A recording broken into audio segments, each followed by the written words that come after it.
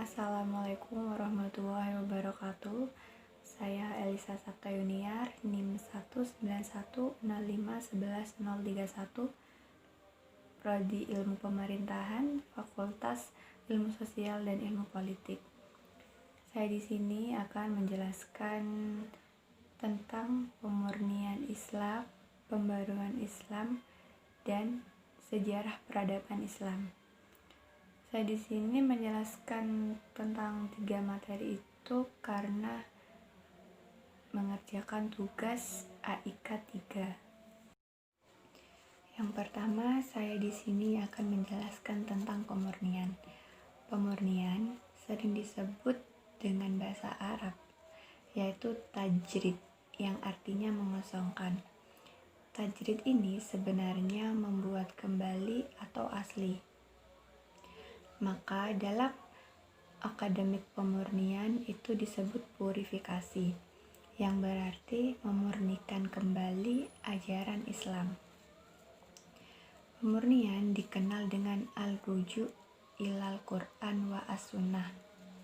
Sunnah adalah hadis Nabi, kebiasaan Nabi, tradisi Nabi ketika Nabi masih hidup. Pemurnian itu hanya di ranah akidah dan ibadah. Contoh pemurnian dalam Muhammadiyah: sholat tarawih, sholat idul adha, sholat idul fitri itu biasanya dilaksanakan di lapangan, tidak di masjid, karena memurnikan ajaran dan hadis. Dan ini adalah materi yang kedua, yaitu pembaharuan. Pembaharuan sering disebut dalam bahasa Arab, yaitu tajdid. Pembaharuan yang perlu diperbarui adalah penafsiran keagamaan. Yang masuk dalam perubahan yaitu muamalah. Muamalah adalah kebolehan diubah sampai ada dalil yang mengharamkannya. Pembaharuan boleh dilakukan apabila tidak pada bagian ibadah. Contoh pembaharuan yang tidak boleh karena akses pemurnian yang keterlaluan adalah seorang laki-laki yang terlalu salafi yang harus memakai pakaian jubah. Materi 3, yaitu sejarah peradaban Islam. Peradaban Islam tertinggi ada pada zaman keemasan Islam, yaitu pada Bani Abbasyi. Peradaban Islam tidak akan terjadi jika kita berpegang pada pemurnian, dan peradaban harus siap dengan pembaharuan. Sejarah peradaban Islam muncul karena spiritnya yaitu pembaharuan dan normanya adalah pemurnian. Kita bisa tetap memperbarui tetapi berpegang pada Al-Quran dan Sunnah. Jika tidak merubah pada 2 dimensi yang sifatnya sakral atau bisa disebut dengan doktrin. Islam itu doktrin pada akidah dan ibadah. Ada pula juga pengantar munculnya peradaban Islam. Yang pertama, kedokteran, Ibnu Sina, filsafat, Al-Kindi, matematika, Khawarizmi, sejarah geografi, Al-Idrisi, tasawuf, Al-Ghazali, fikih, Ibnu Rusdi. Dan ada pula juga kemajuan peradaban Islam dalam berbagai bidangnya. Ada perpustakaan pertama yang dilakui di dunia, yaitu Perpustakaan Darul Hikmah atau Baitul Hikmah. Yang kedua, universitas pertama berada di Baghdad.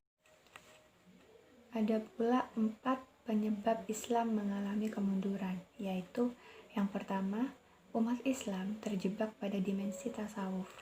Yang kedua, terjadi perebutan kekuasaan di internal keluarga kerajaan muslim.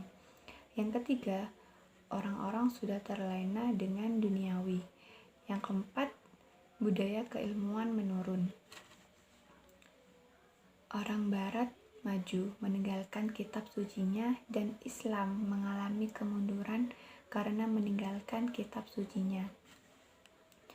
Dan juga perlunya pembaharuan dan pemurnian untuk kita bangkit dari keterpurukan dengan cara kita harus sadar dulu kita berjaya dengan ilmu tetapi tetap ada muslim. Contohnya, saya muslim tetapi pakar di dalam matematika.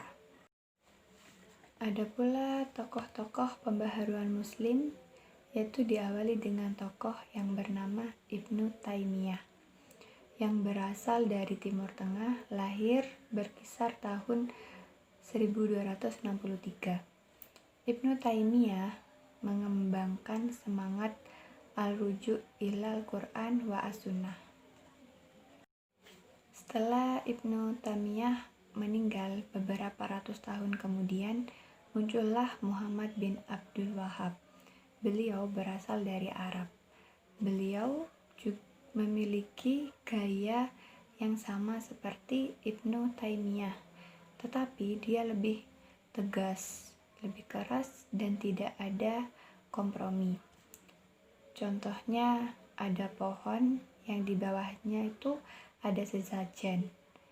Dia langsung menebang pohon itu. Maka pengikutnya disebut dengan Wahabi. Muhammad bin Abdul Wahhab ini pembaharuannya lebih ke arah agama, khususnya akidah. Sekian dari saya. Bila ada kesalahan kata, mohon dimaafkan. Wassalamualaikum warahmatullahi wabarakatuh.